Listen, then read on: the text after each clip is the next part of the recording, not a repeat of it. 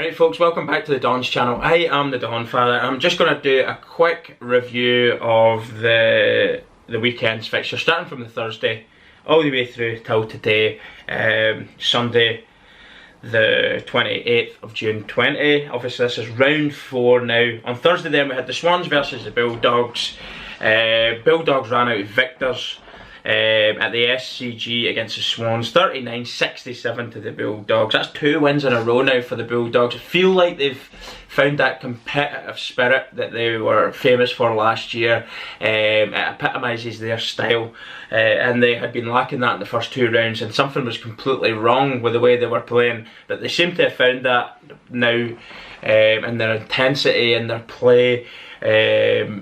They're pressing that they're doing when they're not in the footy, and it's typical Bulldogs fashion. They've found it, and they're back now with 2 wins. So congratulations to them. The Swans, their form's really strange. It's like win loss now for the last 4 games. Bulldogs losing the first 2 and winning the last 2 games that they played. On to Friday then, Giants versus Collingwood. This game was very, very tight indeed in the end at the Giants Stadium. Giants ran out victors. I predicted a Collingwood win. It was close to it.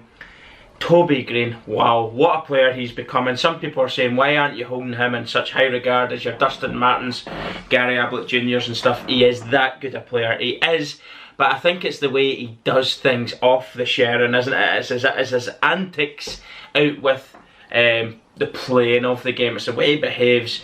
The petulant stuff he does is the reason why he's been held back from being considered a great of the game. He probably would have got away with this stuff years gone by, but in the modern era, they just simply don't want that sort of behaviour in the game. And actually, see, for the type of player he is a gun, but he's an absolute grub. He doesn't need to be. He's very, very good indeed. I think he scored 4 against Collingwood. He was probably the best on ground on the day. Giants running out 66-64 victors at the Giants Stadium, 2 points in it. Collingwood, their form's all over the place as well. 1 drawn, 1 and lost their last one. Giants, that's 2 wins for them now, obviously losing the 2 weeks prior to this game, so they're back to winning ways. It's a crazy year, honestly. Predictions, chuck them in the bin. It's almost impossible. Everybody's beating everyone. Just when you think somebody's finding a run of form, bang, they go and get beat. Crazy stuff. Or somebody that's not been in form goes and discovers a bit of form and gets a win. That can't be said for Port and the Eagles right now, can it? Port have been, obviously going into this game at the Metricon, have been in straight wins, have been in fantastic winning form. I put them down for the win. Eagles obviously had lost the first, their last 2 games before this one, and they'd won their first game in round 1 all those months ago. But I had put down Port for the win, and they did. They ran out comfortable winners. Charlie Dixon, wow, take a bow, son. I think he kicked 6 in this game. Incredible goal kicking form he's in. He's looking lean, he's looking strong, he's looking determined. So many senior figures within Port Adelaide right now. When you look at the likes of Travis Bulk, Powell Pepper, Robbie Gray, Motlop, there's so many to mention right now, and Charlie Dixon being one of them as well. Westhoff's another. That blend of the senior players with the young guns that they've got. Marshall's going to be a player, isn't he, up top? He doesn't really get mentions yet. There's just so many. Duursma's out, but actually they played well without him, like I thought they would anyway. Xavier Duursma, one of the up-and-coming superstars of the AFL, with Butters and other players as well. I mean, there's just so many to mention. You know yourself. But Port ran out 89-41 victors at the Eagles. That's 4 straight wins for Port now. With a shortened season, dare to dream, Port, dare to dream. It is their 150th year anniversary. It would be a great way to go about celebrating it, bringing the flag home to South Australia. Why not? Why not? It's, all the big teams get beat. Eagles get beat there. They beat the Eagles. Collingwood's been beat off the Giants, although Giants are an established club now. They're one of the favourite teams in the competition. But check this one out. St Kilda versus Richmond. I put down Richmond. This probably destroyed a lot of football and tip coupons. St Kilda going into this off the back of a defeat to the Bulldogs. They won the one before that and they lost it in round 1. Richmond's form was lost, drew, and they won away back in round 1. St Kilda smashed them 93-67. My player that I'm going to mention right now, I'm loving him right now, is Butler. I don't want to go too deep into all the players. It's just a quick review of the games. But Butler, wow, what a player he's becoming for this football club. Really enjoying watching him. And I'm going to get him into my super coach team. I simply have to. He's performing every week now. Can St Kilda keep up this sort of competitive football they're playing? I hope so. I'm enjoying watching them. I'm enjoying watching a few of their players. So well done St Kilda beating Richmond. Richmond, what is going on? That's 2 defeats now in a row and a draw before that obviously against Collingwood in round 2. Mental. What a mental season that we're facing. So on to the next game. This is at the MCG. Essendon versus Carlton. This one was crazy. 51-52 to Carlton. I want to shout out a name. Levi Casbolt. His kicking's phenomenal. He's taking marks. He's strong. He's imposing himself all over the football field. Big names like Patrick Cripps always get the credit, but Casbolt's been good this last couple of weeks. That's 2 wins in a row now for Carlton. And of course Essendon had won in round 1 and 2, but obviously the game was postponed due to the whole coronavirus scare in round 3, so they came back. This was their first game back after being off for the week, and lost by a single point. There were so many tight games this weekend. Score wise, it's incredible. It's what makes me love the sport. The games are fought right to the wire. You don't know who's going to win. It comes down to the last kick of the game sometimes. It's really that closely fought, so competitive, and it's a tipper's nightmare. So congratulations to Carlton. Levi Casbolt probably has to be the man that I mentioned there. Another one that he's mentioned actually is Mitch McGovern, really kicking well as well, so congratulations to Carlton. 2 back-to-back wins for them.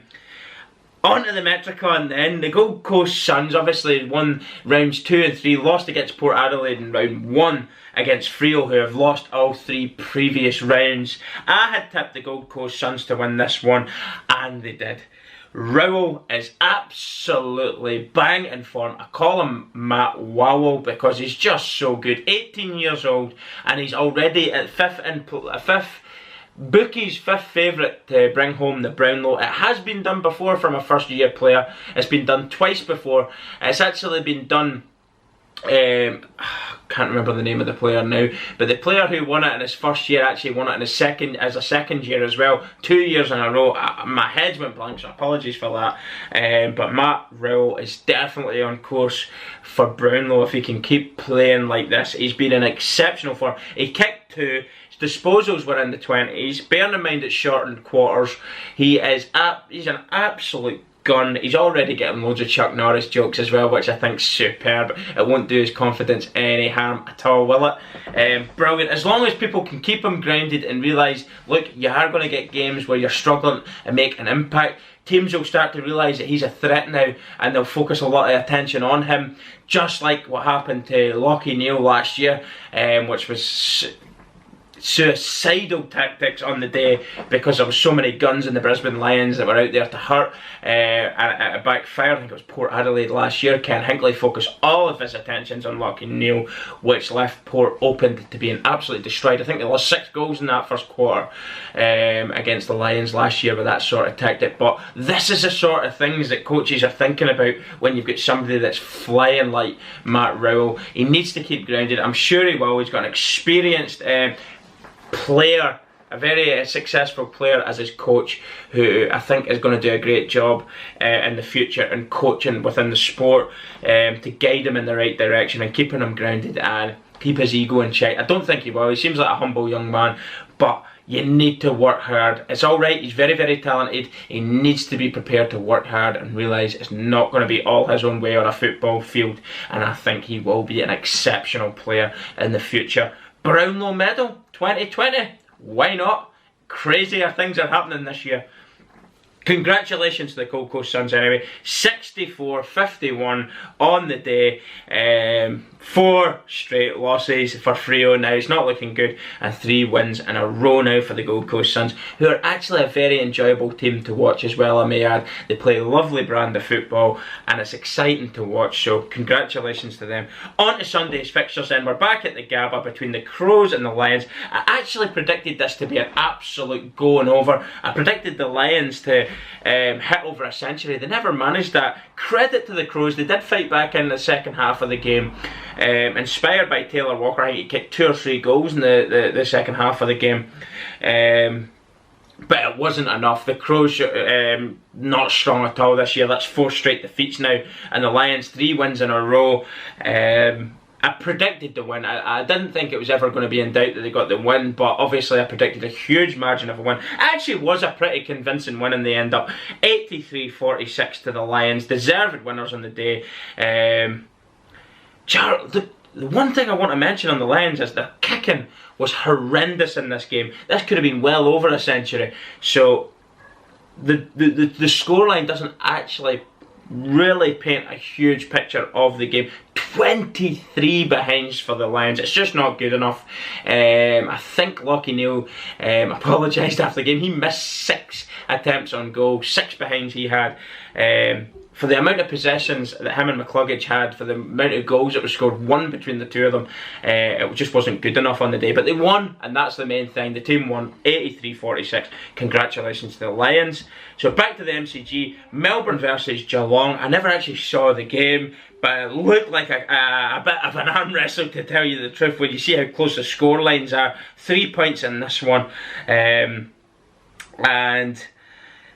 you feel sorry for Melbourne in a way, but Geelong have held out in the end for a 47-44 victory. Very close. I think it's the first time ever as well where we've had 4 games that's ended within 1 point, 2 points, 3 points, and 4 points. 4 games this weekend where that happened. Of course, Giants versus Collingwood, 2-point margin. Carlton Essendon, 1-point margin.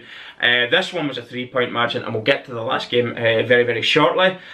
So Melbourne kind of similar to last year. Obviously round 3 was postponed against Essendon due to the COVID-19 scare there at Essendon.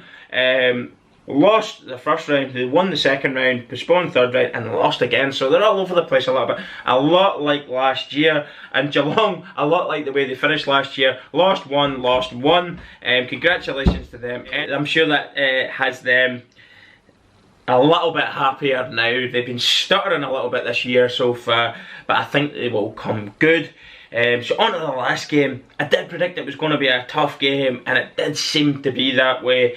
As I mentioned, 1, 2, 3 and 4. This game finished with a 4-point margin in the way of Hawthorn. Congratulations to them. That's 3 wins out of 4 for them now, and 2 wins, 2 losses for North at the end of this round. Good game, but you've got to mention the way North pressed and pressed and pressed at the end. It was a great finish. They were so unlucky. You kind of felt sorry for them. I think they got 2 behinds in the last minute. They must be so frustrated with that, but they fought their way back from like a 20 or 30 point margin behind from Hawthorn. Hawthorn holding on for dear life. But do you know what? I predicted this win. I think Hawthorn are a good side. I don't think defensively they really showed up in the last half of the game today. But congratulations. So your winners this weekend was the Bulldogs, the Giants, Port, St Kilda, Carlton, Gold Coast Suns, Lions, Geelong and Hawthorn. Congratulations to all the winners. And I will say I only got 7 out of 9 on my predictions. The Richmond one blew me away. Collingwood, Giants was always going to be tight. But 2 points in, it's a bit frustrating when you lose your predictions to that. But Richmond absolutely destroyed by St Kilda. Well done, St Kilda. I'm actually quite happy to see that scoreline. You like to see underdogs getting the victory. But Richmond, all's not well right now. I can't work it out what's going on there. They're not playing with that same desire. Maybe they're still partying from 2019. I don't know what's going on. But anyway, I'm sure they'll come good very, very quickly. I'm sure they'll come good. Thanks very much, everyone. I am the Donfather, and stay tuned for my predictions, more reactions, and other AFL related videos this week coming. Thanks very much, and I'll see you all soon. Goodbye.